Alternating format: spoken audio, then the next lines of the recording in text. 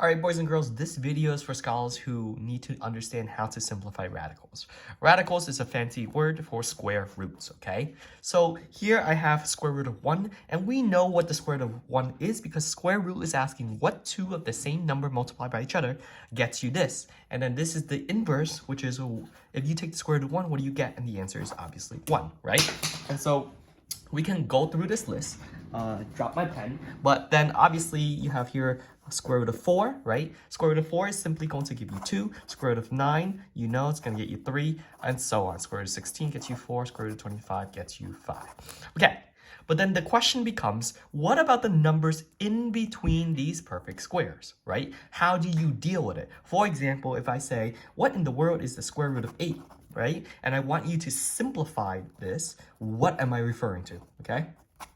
Well, the idea of simplification is it goes like this. Square root of 8 is actually divisible by one of these perfect squares. And if you look at it, there's actually only one perfect square. And actually, you don't want to use square root of 1 because it's going to just get you the same thing, right? So you only have really 4 choices. Root 4, root 9, root 16, and root 25, unless you want to get a little bit more advanced and get root 36, okay? But in this case right here, square root of 8 is divisible by root 4. So we split this in half by saying root 4, right? Because it's divisible by root 4, and root 2, because root 4 times root 2 gets you to root 8. And so because we have this, we can simplify root 8 to equal to whatever the square root of 4 is. And in this case, the square root of 4 is 2. So you have 2 root 2, and there we go.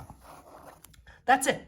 That's what the square root of 8 becomes. So I'm going to do a couple more examples. Obviously, it's the same idea, right? Root 12 is one other example, right? Again, you ask yourself the same 2 questions. 1, what perfect square is this divisible by?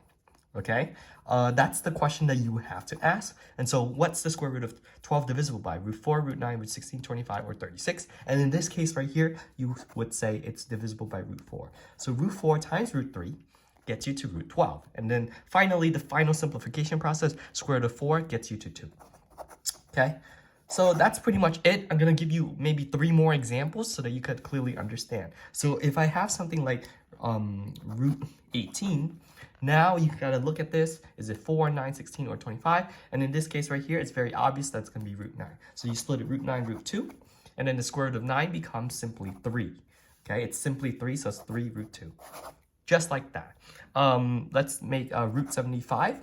Root 75 is perfectly divisible by 25, right? And so we could split 25 root 3, and that gives you 5 root 3. Okay, and then one last one, which would be, let's just say, root, let's see, 32, right? Root 32. Now, root 32 is interesting because a novice would probably say, oh, it's divisible by root 4. But there's actually a higher perfect square that's divisible by, and in this case right here, if you look carefully and you actually do the division, it's going to be root 16. So root 16 times root 2 is actually going to get you root 32. And so this simplifies to root 4 root 2.